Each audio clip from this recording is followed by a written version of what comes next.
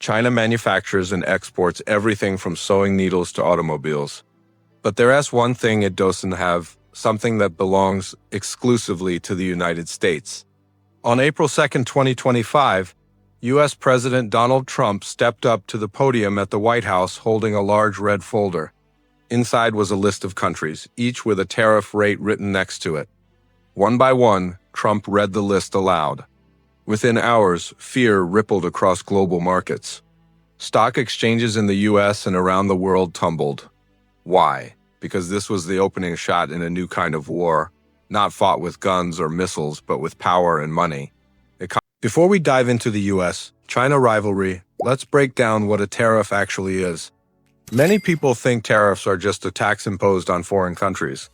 In reality, a tariff is a type of import duty, a tax placed on goods brought into a country. For example, if the U.S. imposes a 26% tariff on products from India, it means those goods will cost 26% more once they enter the American market. In Trump's 2025 list, Pakistan faced a 29% tariff, and China topped the list with a hefty 34%. Tariffs aren't unusual. Most countries use them. In fact, at the time, India already had a 52% tariff on U.S. goods. Pakistan's was 58%, and China's was an even steeper 67%. The main purpose of a tariff isn't just to collect revenue. It's to protect local industries from foreign competition. For example, consider Harley-Davidson motorcycles, a premium American brand. When they're sold in India, the government imposes a 100% tax. Without that tariff, Harley-Davidson bikes could sell for the same price as India's locally made Royal Enfield models. Naturally, many customers would choose the American bike, which could hurt India's domestic motorcycle industry. By making foreign products more expensive, tariffs help local businesses compete and keep foreign currency within the country. When the U.S. imposes tariffs, it means imported goods will cost more for American buyers. That discourages foreign products and pushes consumers toward locally made items. For instance, textiles from India or Pakistan may sell well in the U.S., but they could just as easily be produced domestically. Higher tariffs mean fewer foreign sales, which benefits U.S. manufacturers. But the country that stood to lose the most from Trump's tariffs was China, and that was no accident. Back in the year 2000, the U.S. exported its products worldwide, much like China does today. Over time, China's low labor costs allowed it to undercut prices and dominate global manufacturing. Now, even the smallest household items are made in China and shipped across the globe. Looking at U.S.-China trade specifically, in 2000, the U.S. imported about $80 billion worth of goods from China. While China imported far less from the U.S. by 2025, the U.S. was buying around $440 billion in goods from China each year, while China bought only about $145 billion worth from America. That's a trade deficit of $295 billion, meaning the U.S. was buying far more than it was selling. Argued that trade should be more balanced. His tariffs aim to make Chinese goods, especially electronics like smartphones, more expensive in the U.S., forcing some manufacturing to return to American soil. Here's where it gets interesting. Many of these products are American brands, but they're made in China. The iPhone, for example, is designed by Apple in the U.S., but assembled in China. The same goes for Apple Watches, Tesla cars, Dell and HP laptops, Nike and Skechers shoes, LG and GP accessories, Black & Decker tools, and even toys from major American brands. If these companies moved production back to the U.S., the annual imports from China could drop by about $200 billion, significantly reducing the trade deficit. But there's a catch. Manufacturing in America costs more, which would make these products more expensive for consumers. The U.S. imports mostly tech products from China, smartphones, laptops, electronics, and even toys. If America stopped importing these items for a while, it wouldn't be a major crisis.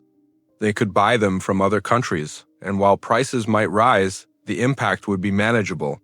But China relies on one American product so heavily that losing it could cause serious problems: soybeans.